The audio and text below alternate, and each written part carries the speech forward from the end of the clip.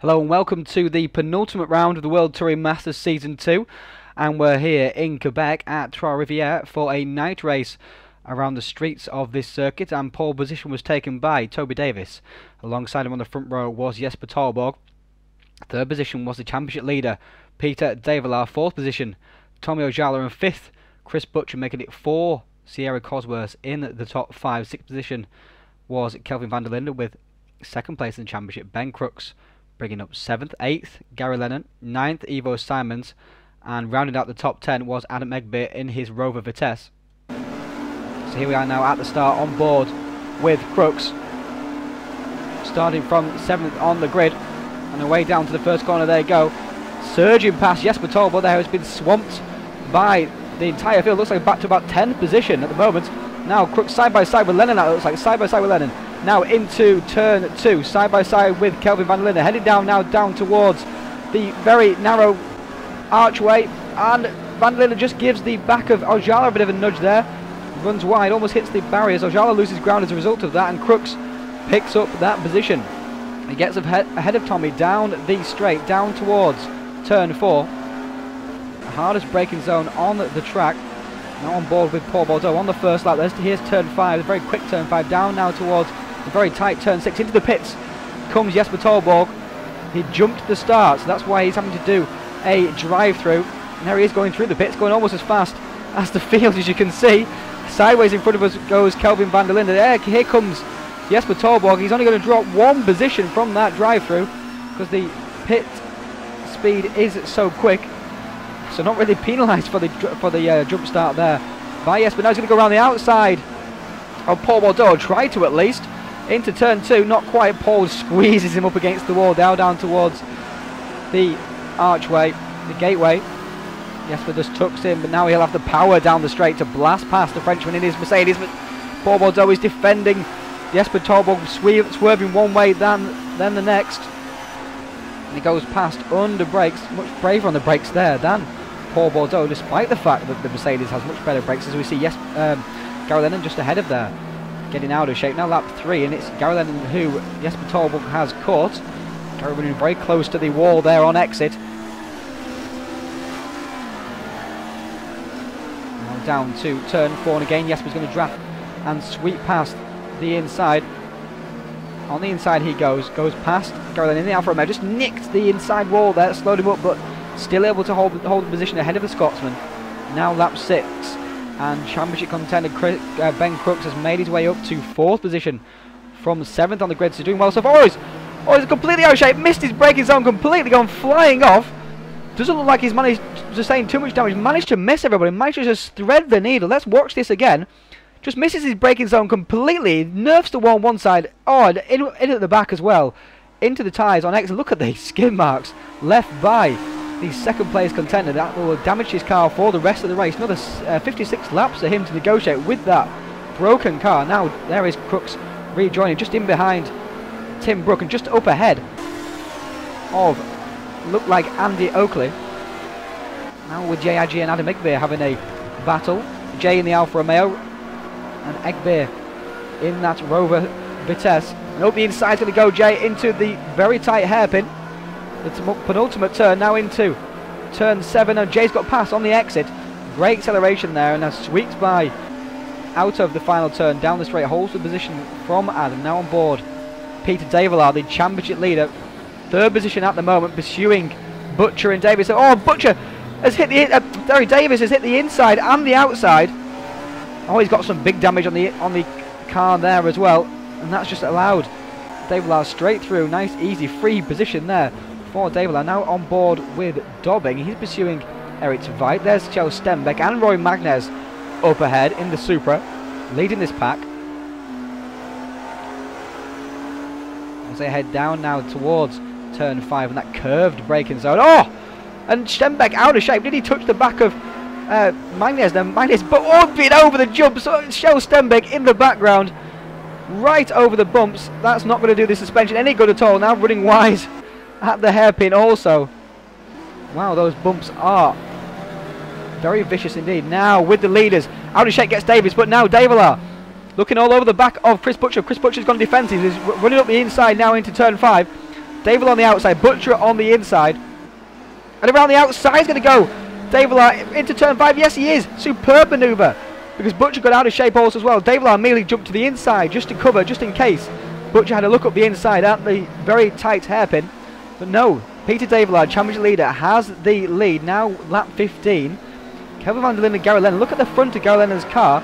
He's got some major damage. In fact, his whole front bumper is missing, but it's not putting him off pursuing the South African in that Mercedes. Now side by side across the start finish stripe they go. Into turn 1. Going to try and go around the outside of turn 1. This would be a brave move if he makes it stick. He doesn't make it stick, not quite. Van der Linde now has position into turn 2, but up the inside going to go Lennon. They touch. Van der Linde runs wide. Lennon's up the inside. Lennon has the position. Van der Linde has to give way into the Port Duplessis. But now Van der Linde's fighting back sideways, as per usual in that Mercedes-Benz. Paul Bordeaux getting the box seat here. Van der Linde on the left, Lennon on the right, and Van der Linde's broke later. They're squeezing through here. Oh, he's so tight. Paul Bordeaux's going to take advantage. Through he goes on Lennon. Oh, there is Lennon. Still Lennon on the outside. Van der Linde squeezed through. Lennon has lost 2 positions. Now here comes Simons up the inside of Lennon also as well into turn 5. Oh, not quite. Doesn't make the move stick. Now Giaggi wants to go up the inside of Simons. He does indeed, and Bordeaux is going up the inside of Van der Linde. Now Lennon attacking Van der Linde. This is a great battle here. Side by side into the final corner. It's not going to help. Oh, sideways. Paul Bordeaux. Sideways into the final corner. Spins it back around again, but has lost 1, 2, 3, 4, 5, 6 positions. Oh, it's just a great battle as well. And Bordeaux ended up losing it on the power, on the brakes at least, into that final turn. But that was a hectic battle, very, very intense. Now Butcher is in second place, still pursuing David. Oh, Butcher sideways again. Oh, and Davis has to hit the back of him. Nowhere to go for Davis. Butcher spins it around almost right into the path of his Ford teammates. And sideways goes Chris Butcher. And of course, Davis has nowhere to go. He backs off the throttle, but there's no space for him to go through. No, Ojala and Torborg sweep through as well. Lap 19 of 62, I remind you. Crooks in his battered and damaged Rover Vitesse after that lap 6 incident in behind Ivo Simons in the Ford Sierra. Simons looking like he's had a few understeer problems there coming round the final 2 corners, and now Crooks has to run up the inside into turn 1. He has the position, oh, sideways under the brakes, but he manages to hold it and holds off Ivo through the exit of the corner also as well, and takes the position away from the Dutchman. Lap 28, almost halfway through the race. 11th place, Adam Egbeer. There is Kelvin van der Linde up ahead. Oh, Van der Linde broke far too late. Straight into the barrier he goes. Nerves the barrier. Round the outside is going to go Paul Bordeaux as well. That was clever driving from Bordeaux. Most drivers would have gone up the inside, but around the outside went Paul, and takes the position again for Van der Linde. So those two are battling once again. You saw them earlier in the race, and sideways again Van der Linde, but lap 32. Davelaar and Davis are very close indeed. And sideways out of there, they're going to go into the pits, I think. Yes, into the pits they come. Davelaar goes in first. Davis is following. Oh, Davis hits the back of Davelaar. Davelaar spins it back around once again. Davelaar's going to lose a little bit of time there. Davelaar gone a little bit slower into the pits, and Davis anticipated and just nudged the back end of the Volvo driver. Lap 34 now. And Adam Egbeer versus Davelaar. Davelaar's making his way back through the field after his pit stop. Around the outside at the final turn, there's a short room. There is room. Jumps over the curb. Egbeer's still got the inside now for the first turn, however. And can Davelaar go around the outside once again? He can. He's going to go around the outside. He hits the wall, but he's still got the place for turn 2 and takes the position away from Adam Egbeer. A great move there from the championship leader, Peter Davelaar, in his Volvo 240. Now sweeps through the Port Duplessis, having taken the position from Egbeer. On board with Davelaar once again, and following Simons and Bordeaux. Bordeaux out of shape once again in that Mercedes-Benz. Those Mercedes do like to be out of shape, it seems. Davelaar's going right up the inside of Simons and got past him before the final corner. What great traction out of the hairpin he got there, and again and out of the final corner. Bordeaux nudged the wall there. That wasn't done him any favours. He's going to go around the outside once again. He is. In fact, he's ahead before the apex of the corner. Great move there from Davelaar. 2 positions in just 3 corners. Lap 38 Bordeaux versus Simons now. We just see Davila pulling away just up ahead. Simons in the more powerful Ford Sierra RS 500. Mercedes has the edge under brakes and handling though, but Simons going to try and outbrake him into turn 5, squeezing the Mercedes out towards the bumps on the edge, and he takes the position away from the French driver. Good move there from Evo. Lap 41. Davila's caught Jayagi now. Right up in behind the Alfa Romeo of the Kent driver. And he's going to sweep past into turn 5. In fact, he's ahead before he even gets to the corner. I think Jayagi just let him have the position there. No point fighting that. Had so much more speed. Lap 43. Still 19 laps to go here. But it's Van der Linde versus Ben Crooks. And Van der Linde's up the inside. Crooks nudges the Mercedes around. But this is role reversal of lap 1, sorry. As through goes Van der Linde at turn 2 and takes position at turn 3 also as well. Lap 52, the leader is Toby Davis, looking for his 3rd win of the season. On lap 52 of 62, but sideways to Davis. Davis is off the track. Oh, Magnez comes through as well, almost nerves him. Through goes Ojala, just squeezes between Davis and the wall to take the lead. Tommy Ojala leading, and he could be going for his 1st WTM win.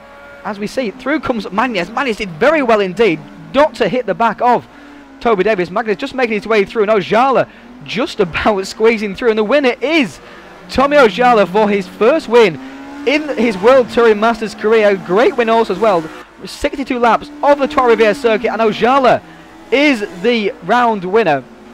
Superb win for him. Congratulations.